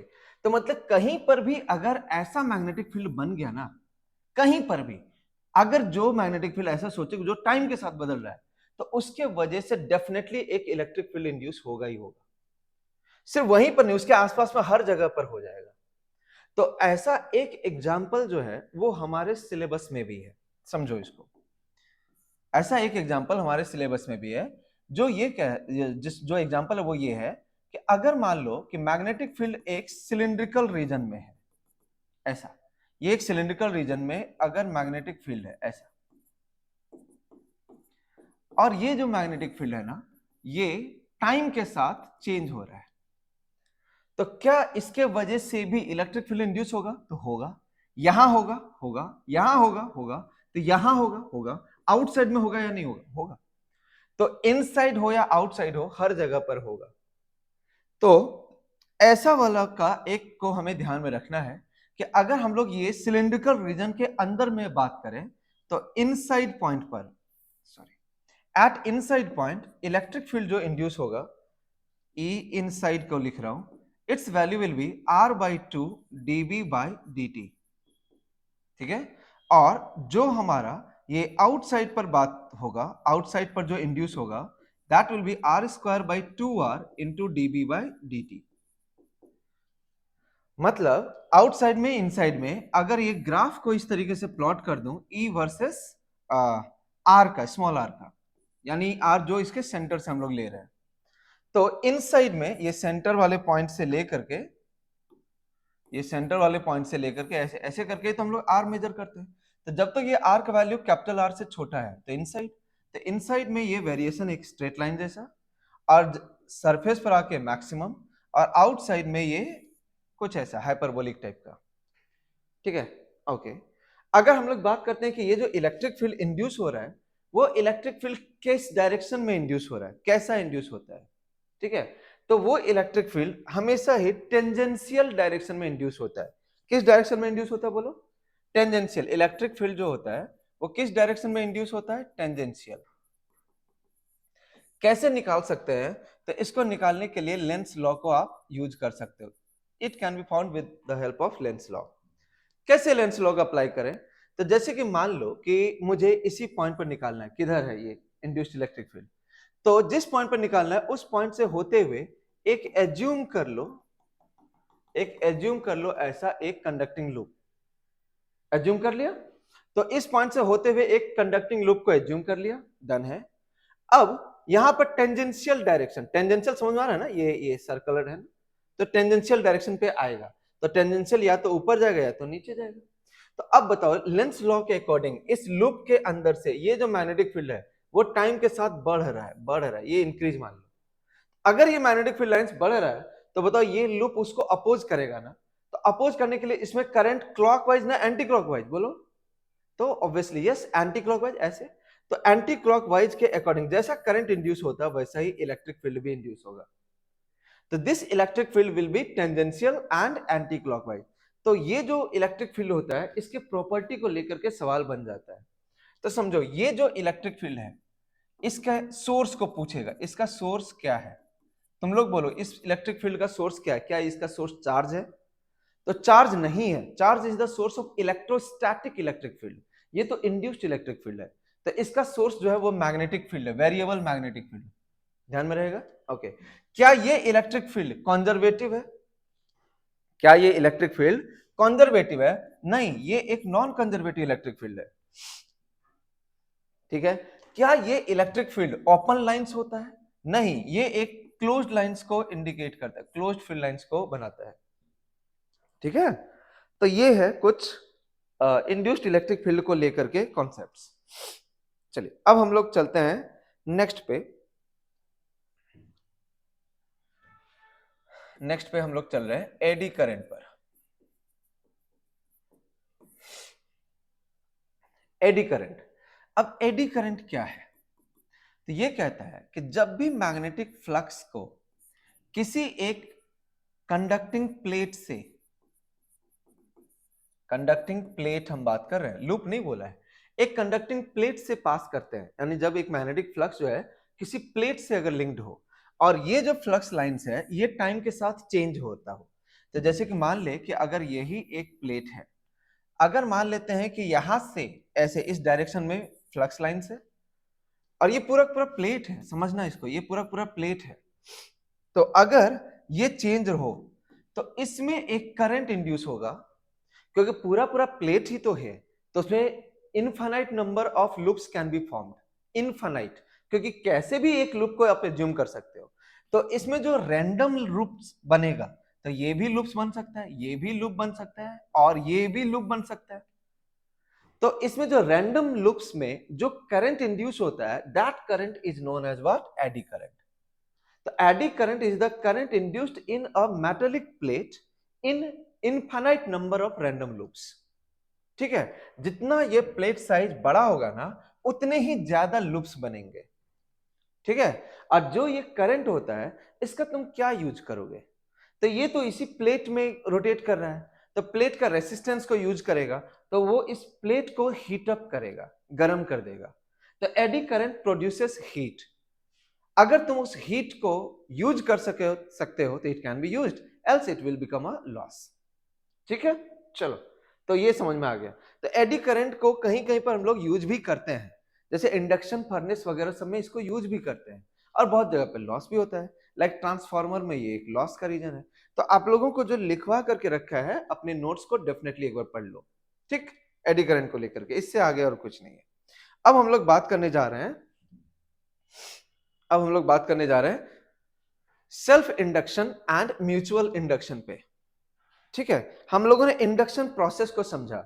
इंडक्शन मतलब production of current electricity, production of यानी इंडक्शन ऑफ करंट इलेक्ट्रिसिटी जब इंड्यूस हुआ, किसके हेल्प से? तो मैग्नेटिक फील्ड के हेल्प से। तो ये जो इंडक्शन वन है, इंड्यूस जो हुआ है, it is of two types. तो ये दो टाइप का होता है, एक को हम लोग कहते हैं सेल्फ इंडक्शन, सेल्फ इंडक्शन, दूसरे को हम लोग कहते हैं म्यूचुअल इंडक्शन। ठीक है, सेल्फ इंडक्शन कहने का क्या मतलब है? देखो, ये अगर एक कॉइल है, इसमें से अगर हमने बोला कि ये करंट पास कर रहा है, ठीक है, तो इसका जो मैग्नेटिक फील्ड लाइंस होगा वो तो कुछ ऐसा ही होगा। ठीक है, अब सपोज कर लो कि ये जो करंट है ना, ये करंट अगर चेंज हो जाए तो ये फ्लक्स लाइंस यानी फील्ड लाइंस भी चेंज होगा। तो ये फील्ड लाइंस क्या इसी कॉइल के साथ लिंक्ड है? तो ये जो फील्ड लाइंस है वो सेल्फ जनरेटेड है और सेल्फ के साथ लिंक्ड है, इसीलिए इसको कहते हैं हम लोग सेल्फ इंडक्शन। समझ बात आ रहा है? तो इसमें जो ये फ्लक्स है, नंबर ऑफ लाइंस है, ये flux directly proportional to what? Current. इसमें जितना करंट होगा उतना ही ज्यादा फील्ड लाइंस होंगे, उतना ही ज्यादा फ्लक्स होगा। तो फाई डायरेक्टली प्रोपोर्शनल टू आई, तो फाई इक्वल्स टू हम लोग क्या बोल सकते हैं? L I. समझ में बात है? अब अगर सोचो कि ये करंट को हमने चेंज किया, तो करंट चेंज होगा तो फ्लक्स भी चेंज होगा, तो उसके वजह से इसी लूप में एक और ईएमएफ इंड्यूस हो जाएगा, and that EMF will be written as minus D phi by D t. तुम लोग एज्यूम नहीं कर पाए ना, मैं आपको एक ऐसे समझाता हूं कि ये देखो, एक लूप, उसमें करंट, ठीक है, बैटरी से हमने करंट लगाया, अब वो करंट जो इसमें है उसी का मैग्नेटिक फील्ड लाइंस उसी कॉइल से पास कर रहा है, सेम लूप से पास कर रहा है। अब हमने वो बैटरी को अगर चेंज किया, तो बैटरी को चेंज किया तो करंट भी बदलेगा, करंट बदला तो लाइंस बदलेगा, और लाइंस जो बदला वो उसी कॉइल के साथ लिंक्ड है, मतलब उसी को हम लोग सेल्फ इंडक्शन बोल देंगे। और उस लाइंस के बदलने से, जैसे कि अगर मान लो फील्ड लाइंस बढ़ गया, तो उसी कॉइल में एक और ईएमएफ इंड्यूस हो जाएगा, जो ओरिजिनल बैटरी के अलावा एक और बैटरी होगा इनविजिबल फॉर्म में, तो उसी को हम लोग कहते हैं यहाँ पे इंड्यूस्ड ईएमएफ। तो ये हो गया minus D phi by D t, phi की जगह पर है एल आई, तो L is a constant, so ये बन जाएगा minus L D I by D t. समझ में कुछ आया? तो अगर हम लोग बात करते हैं सेल्फ इंडक्शन का, तो एवरेज ईएमएफ जो इंड्यूस हो जाएगा इसमें, that you can write as minus del phi by what t, यानी इसी को आप लिख सकते हो minus L del I by t. बता समझ में आया या नहीं है? तो ये जो एवरेज ईएमएफ कितना इंड्यूस होता है ये आपको ध्यान में रखना है। तो ये चेंज ऑफ करंट पर डिपेंड करता है। अगर करंट इसमें कांस्टेंट तो फील्ड लाइंस कांस्टेंट, तो फ्लक्स भी कांस्टेंट। फ्लक्स कांस्टेंट तो इसका मतलब कोई ईएमएफ इंड्यूस नहीं होगा। ईएमएफ तो तभी इंड्यूस होगा जब उससे फ्लक्स लाइंस चेंज होगा। होप सो सबको समझ में आ गया। अब मैं बात करने जा रहा हूं म्यूचुअल इंडक्शन पे। ठीक है, चलो। तो अब म्यूचुअल इंडक्शन का क्या मतलब है? तो अगर मान लेते हैं ये एक कॉइल है और दूसरा एक और कॉइल है जो कि इसके नियर बाय में है, करंट इससे पास कर रहा है, तो मैग्नेटिक फील्ड लाइंस भी जो होगा वो इसी का जनरेटेड होगा। अब इसका जो मैग्नेटिक फील्ड लाइंस है वो अब दूसरे कॉइल से भी पास करने लग गया। तो जो दूसरे कॉइल से अगर पास कर रहा है तो ऐसे में उसमें इंडक्शन हो जाएगा। तो ऐसे इंडक्शन को हम लोग क्या बोलेंगे? Mutual induction. तो इससे जो number of flux lines linked है, इसका फ्लक्स किसके करंट पर डिपेंड करता है? तो पहले वाले के करंट पर डिपेंड करता है। यहां भी फाई डायरेक्टली प्रोपोर्शनल टू आई है, लेकिन इस प्रोपोर्शनैलिटी के जगह पर जो कांस्टेंट ऐड करेंगे उसको हम लोग m लिखेंगे, तो it will be written as mi। समझ पाता है? तो अगर इसमें करंट चेंज हुआ तो फ्लक्स लाइंस चेंज होगा, तो ईएमएफ उसमें इंड्यूस कर जाएगा। तो यानी अगर हम लोग यहां पर ईएमएफ इंड्यूस का फॉर्मूला सोचें तो minus D phi by D T, तो ये बन जाएगा minus M D I by D T. कोई बात समझ में आ रहा है? तो अगर मैं इसी में एवरेज ईएमएफ के बारे में बात करूं, तो एवरेज ईएमएफ के बारे में तुम लोग बोलो।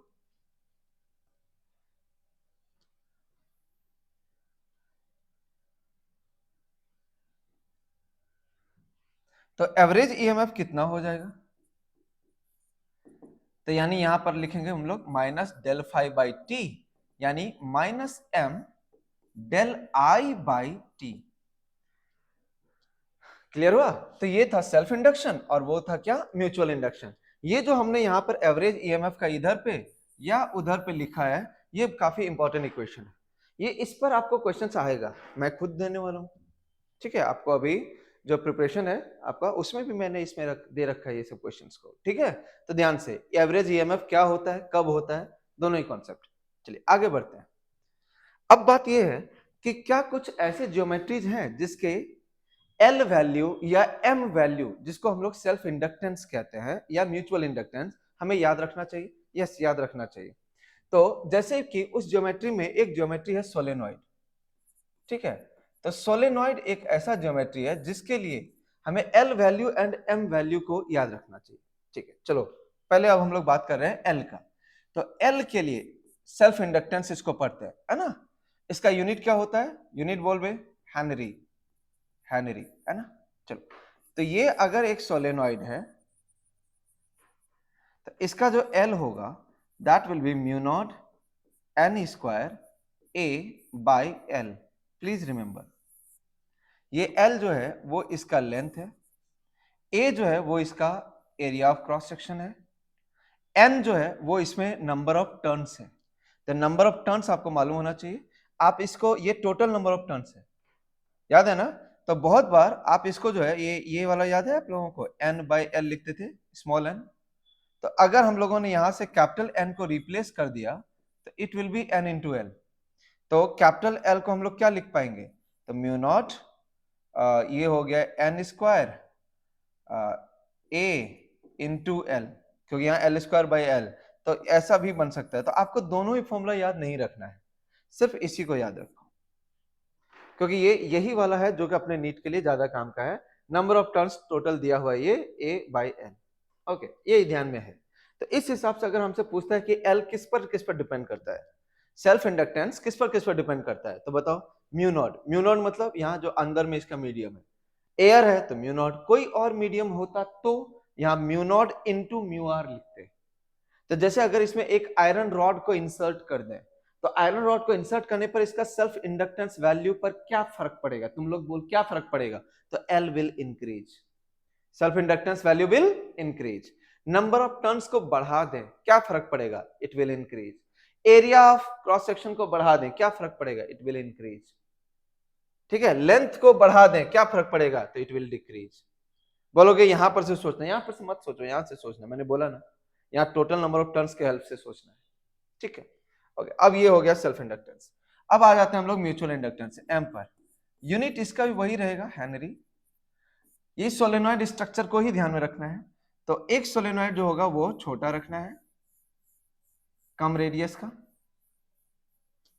और जो दूसरा वाला सोलेनॉइड होगा उसको थोड़ा ज्यादा रेडियस का, मतलब बड़ा रेडियस। तो दोनों ही को एक्सियल है, एक दूसरे के ऊपर सेम एक्सिस है दोनों का, और दोनों का लेंथ भी सेम है, एक्सिस भी सेम और लेंथ भी सेम। तो इस स्ट्रक्चर का एम को ध्यान में रखना है। तो mu naught n1 n2 a by l, तो सिमिलर है। हाँ, बस क्या ध्यान में रखना है, n1 n2 तो नंबर ऑफ टर्न्स 1 और 2 का हो गया। a एरिया किसका हुआ, तो छोटे वाले का। a जो है वो एरिया, ये वाला जो है वो स्मॉलर कॉइल का हो जाएगा, स्मॉलर कॉइल का। और l तो दोनों का सेम ही है, तो लेंथ दोनों का सेम ही रहेगा। आपको बस a पर ध्यान में रखना है, यहां पर जो अपने नीट पॉइंट ऑफ व्यू से सोच रहे हैं, a is the area of smaller coil. ठीक है, तो m किस किस फैक्टर पर डिपेंड करता है, क्या इसके नंबर ऑफ टर्न्स पे, यस, उसके नंबर ऑफ टर्न्स पे, यस, किसी का भी नंबर ऑफ टर्न्स बढ़ाओगे m बढ़ जाएगा। ठीक है, क्या ये जो म्यूचुअल इंडक्टेंस है इसका एक और डिपेंडेंसी है, वो भी हमें रिकॉल करना चाहिए। म्यूचुअल इंडक्टेंस क्या ओरिएंटेशन ऑफ कॉइल पर डिपेंड करता है, ओरिएंटेशन ऑफ कॉइल समझना। m जो है क्या ओरिएंटेशन ऑफ कॉइल पर डिपेंड करता है, ओरिएंटेशन ऑफ कॉइल करता है। अगर दो कॉइल को ऐसे रखें और यहीं पर अगर दो कॉइल को ऐसे रखें, तो दोनों ही ज्योमेट्री का m सेम नहीं रहेगा। ठीक है, क्यों, क्योंकि इसमें जो है कपलिंग ज्यादा होगा, इसमें जो है कपलिंग ना के बराबर है। ठीक है, तो इसमें ये एक फैक्टर बोलते हैं हम लोग, कपलिंग फैक्टर। तो m जो होता है that is k root L1 L2, ऐसे करके हम लोग लिखते हैं। अगर हमें कपलिंग फैक्टर 100% है, जैसे एक का फ्लक्स अगर 100% लिंक्ड है, तब तो k का वैल्यू हो गया 1। लेकिन अगर कोई दूसरा ओरिएंटेशन हुआ, जैसे ये वाला ओरिएंटेशन के लिए कपलिंग फैक्टर ही 0 है, इस ओरिएंटेशन के लिए कपलिंग फैक्टर है 1। लेकिन अगर मान लो एक कॉइल ऐसा है और एक कॉइल ऐसा है, तब फिर यहाँ पर कपलिंग फैक्टर हमें देना पड़ेगा, तो उसके अकॉर्डिंग हम लोग m को निकालेंगे। ठीक है, तो L1 L2 दोनों का सेल्फ इंडक्टेंस है और कपलिंग फैक्टर के हिसाब से आप m निकाल सकते हो। याद हो गया, चलिए अब हम लोग चलते हैं नेक्स्ट पर, दैट वन इज इंडक्टर।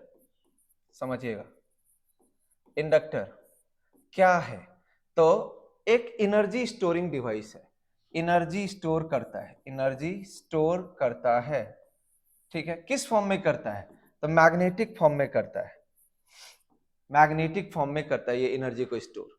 ठीक है, किस प्रिंसिपल पे काम करता है, तो it works over the principle of self induction. ठीक है, सेल्फ इंड्यूस जो हो जाता है उसी प्रिंसिपल पर ये काम करता है। ठीक, बात समझ में आ गया। तो इंडक्टर का सिंबल कैसा है, सिंबल, तो सिंबल इज वेरी इंपॉर्टेंट। ये एक ऐसे रिप्रेजेंटेशन है, जैसे कैपेसिटर याद है कुछ ऐसा था सिंबल, वैसे ये इंडक्टर का है। तो इंडक्टर सेल्फ इंडक्टेंस पे काम करता है, इसलिए इस पर एल लिखा रहेगा, L will be written over it. ठीक है, ओके। तो इंडक्टर के बारे में हमें क्या क्या सब मालूम होना चाहिए, तो बताओ मुझे, जैसे कैपेसिटर के बारे में क्या क्या सब तुम्हें मालूम होना चाहिए था। तो दो बातें, पहला चार्ज कितना स्टोर करता है, कितना करता है बोलो, सीवी, और दूसरा एनर्जी कितना स्टोर करता है, तो half CV square, minimum. Minimum ये दो बातें हमें मालूम होना चाहिए मोटा मोटा। वैसे इंडक्टर के भी बारे में हमें दो बातें मालूम होना चाहिए कि इस इंडक्टर के टर्मिनल्स के अक्रॉस, ये जो इंडक्टर है ना, ये इसके टर्मिनल्स के अक्रॉस कितना पोटेंशियल डिफरेंस इंड्यूस होगा। तो इसका जो पोटेंशियल डिफरेंस है, पहला यही बात है, पोटेंशियल डिफरेंस, ये हमें मालूम होना चाहिए। तो potential difference across the terminals, तो उसको हम लोग अगर बोल रहे हैं ईएमएफ, तो हम लोग बोलेंगे its value should be L D I by D T, L D I by D T, five equals to L I, E equals to D five by D T, ठीक है, E equals to L D I by D T, इतना का potential difference इसके terminal के cross induce होगा। मतलब जब जब इससे पास होने वाला करंट चेंज होगा तभी तभी इसके अक्रॉस पोटेंशियल डिफरेंस आएगा। अगर करंट चेंज नहीं हो रहा है तो फिर इसमें पोटेंशियल डिफरेंस भी इंड्यूस नहीं होगा। समझ में आ गया बात? ओके, तो पोटेंशियल डिफरेंस हमें ध्यान में रखना है। चलो इस पर बेस्ड थोड़ा सा एक स्टेप और आगे जाकर के सोचते हैं। चलो पहला मैं ऐसे बता रहा हूं, सपोज कर लो कि इससे जो करंट पास हो रहा है ना, current I, that current increases with time, ये इंक्रीज हो गया। तो अगर ये करंट इंक्रीज हो गया तो ऐसे में इसके अक्रॉस जो पोटेंशियल डिफरेंस बनेगा, वो पोटेंशियल डिफरेंस का टर्मिनल यानी बैटरी का टर्मिनल कैसे दिखाओगे? तो अगर करंट बढ़ रहा है तो इसका टर्मिनल को तुम ऑपोजिट करके दिखाना। करंट उधर जा रहा था ना, तो उसके टर्मिनल्स को उसके उल्टा करके दिखाओ, पॉजिटिव टर्मिनल उल्टे में, ठीक है। चलो अब फिर से दूसरा वापस से देखो, ध्यान से देखना यहाँ पर, तो मैं नहीं चाहता हूं कि यहाँ पर ये छोटा सा भी गलती हो जाए। ये करंट पास हो रहा है यानी ये करंट डिक्रीज कर रहा है। करंट अगर डिक्रीज कर रहा है तो ऐसे में अगेन इसके टर्मिनल्स के अक्रॉस एक ईएमएफ इंड्यूस होगा क्योंकि करंट चेंज कर रहा है। लेकिन current, since current is decreasing, तो इसमें ये बैटरी कुछ ऐसा बनेगा सो that it can support. Current increase हो रहा है तो ऑपोजिट नेचर का, करंट डिक्रीज हो रहा है तो सपोर्टिंग नेचर का। मैग्नीट्यूड कितना? तो L D I by D T. Magnitude कितना? तो L D I by D T. याद रहेगा? रह जाएगा ना। करंट इंक्रीज होगा तो ऑपोजिट का और करंट डिक्रीज होगा तो सपोर्टिंग का। चलिए इस पर बेस्ड एक एग्जांपल, जब तक नहीं होता तब तक कैसे समझ में आएगा? देखो यहां पर मान लेते हैं कि एक बैटरी है, एक रेसिस्टेंस है और एक इंडक्टर है। इस सर्किट में एक करंट जा रहा है जिसका वैल्यू है 5 एम्पियर और जो करंट का चेंजिंग रेट है वो दिया हुआ है 1 एम्पियर पर सेकेंड। तो देखो ये D I by D T positive है, मतलब ये current is increasing, her second 1 ampere बढ़ जा रहा है, ऐसा है। तो इस पर्टिकुलर इंस्टेंट पर जब ये है मान लो 10 वोल्ट का, ये आर है मान लेते हैं 2 ओम, ये एल मान लेते हैं 100। तो इस पर्टिकुलर इंस्टेंट पर ये वाला पॉइंट P और ये वाला पॉइंट Q के बीच में कितना पोटेंशियल डिफरेंस है? मतलब they will ask you Vp minus Vq equals to कितना होगा? This can be the question, ठीक है। इसको कैसे निकालोगे समझो इसको। यहां से स्टार्ट करो Vp, यहां से जाएंगे हाई से लो जा रहे हैं -10 करेंगे, फिर यहां पर पहुंचे टुवर्ड्स करंट जा रहे हैं ना, यहां पर देखो करंट भी उधर जा रहा है तो माइनस करेंगे, आई आर करेंगे, आई कितना है 5, आर कितना है 2, तो आई इंटू आर हो जाएगा 10, ठीक है। फिर ये करंट इधर ही जा रहा है। अब ये इंडक्टर आ गया, इंडक्टर में दोनों टर्मिनल का पोटेंशियल डिफरेंस तभी होगा जब करंट चेंज करेगा, और करंट चेंज कर रहा है या नहीं कर रहा है? तो यस कर रहा है, यहां पर दिया हुआ है। तो करंट अगर यहां पर से समझे तो बढ़ रहा है, तो करंट बढ़ रहा है तो ये बैटरी कुछ ऐसा बनेगा ऑपोजिट के टाइप से। तो इसको हम लोग करेंगे माइनस, एल के जगह पर हो गया 1, D I by D T की जगह पर भी है 1। अब पहुंच गए हम लोग वी क्यू पे। सो Vp माइनस ये हो गया 21 equals to V Q. So Vp minus V Q equals to 21, ठीक है। ये समझ में आया? अब हम लोग बात कर रहे हैं इसी में सेकंड पर कि इंडक्टर जो एनर्जी स्टोर करता है वो कैसे लिखेंगे। तो एनर्जी स्टोर्ड, तो एक इंडक्टर से जितना करंट पास कर रहा है इस पर ये एनर्जी स्टोर डिपेंड करेगा। Energy will be stored in magnetic form. तो U इक्वल्स टू हम लोग लिखेंगे हाफ एल आई स्क्वायर, जितना करंट इससे पास कर रहा है उसी के अकॉर्डिंग इसमें एनर्जी स्टोर होगा। U equals to half L I square, ठीक है। तो ये हो गया हमारा क्या, इंडक्टर। अब इंडक्टर तक जब हम लोगों ने खत्म कर लिया है, अब हम लोग अब बात करने जा रहे हैं किस चीज के ऊपर में? तो स्पेशल डीसी सर्किट्स के बारे में। स्पेशल डीसी सर्किट्स, तो ये जो स्पेशल डीसी सर्किट्स होते हैं ये दो होते हैं, ठीक है। This special DC circuits can be of two types.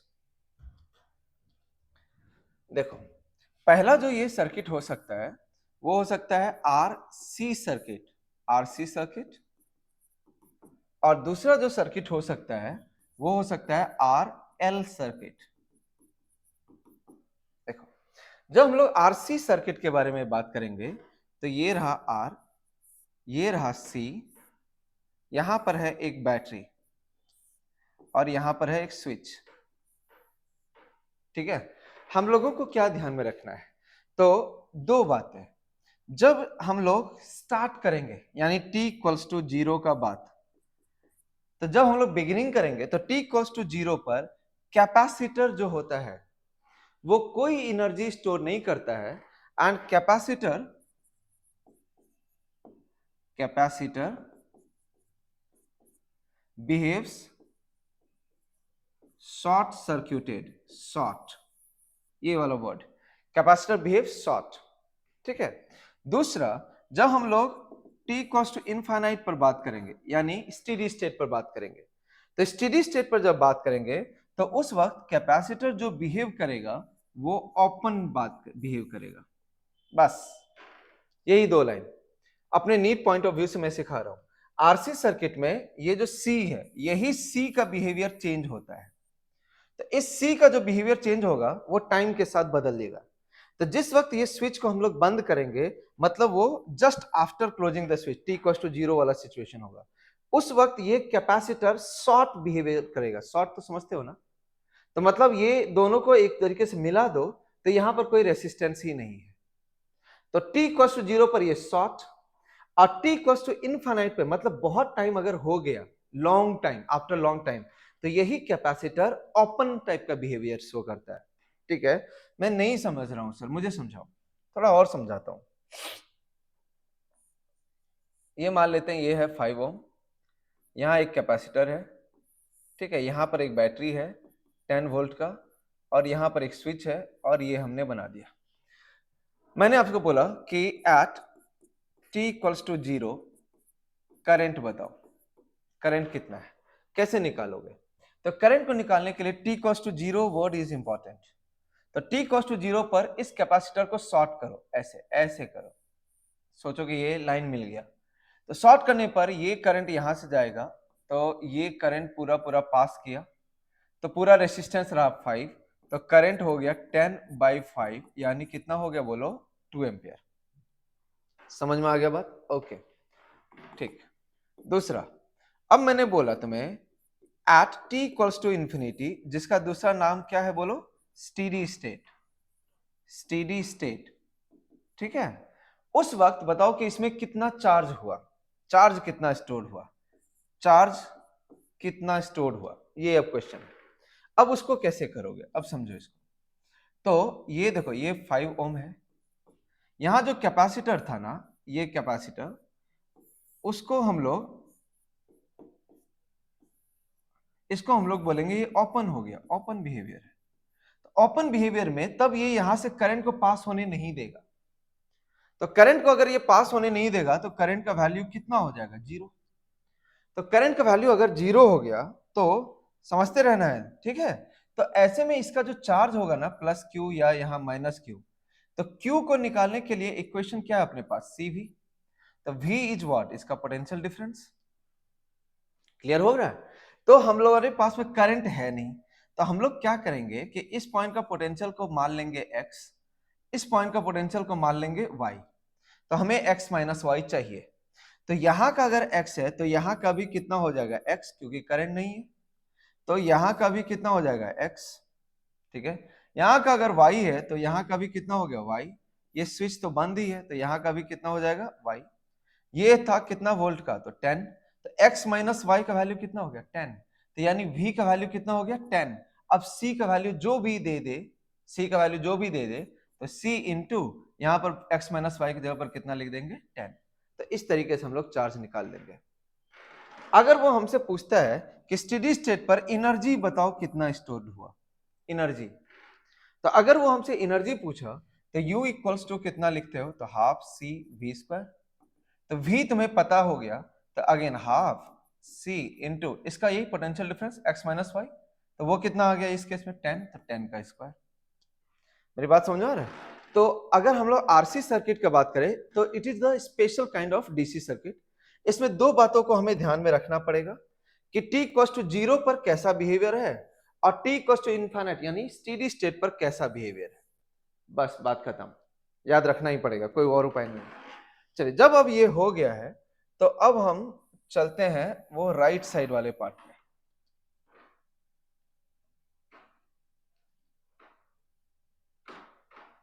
चलिए इधर पे आ जाइए। अब आरएल सर्किट में क्या है, तो यहां पर आर है, यहां एल है, और यहां पर एक बैटरी है, और यहां पर एक स्विच है। ठीक है, यहां पर एक स्विच है। तो अब इसमें भी क्या याद रखना है, तो t equals to 0, t equals to 0 पर इसका बिहेवियर कैसा बिहेवियर, तो t इक्वल्स टू 0 पर ये जो इंडक्टर है ना, तो inductor behaves open, inductor behaves open circuited type का।